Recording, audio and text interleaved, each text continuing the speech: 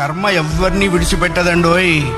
ఒకవేళ భగవంతుడైనా కాస్త ఎక్స్క్యూజ్ చేస్తాడు, కొంచెం కన్సెషన్ ఇస్తాడు, కొంచెం ఎగ్జంప్షన్ ఇస్తాడు. కర్మ చస్తే ఇవ్వదు. 1000 ఆవులు 1000 దూడలు ఉన్నాయి. దూడల కట్లు విప్పాం.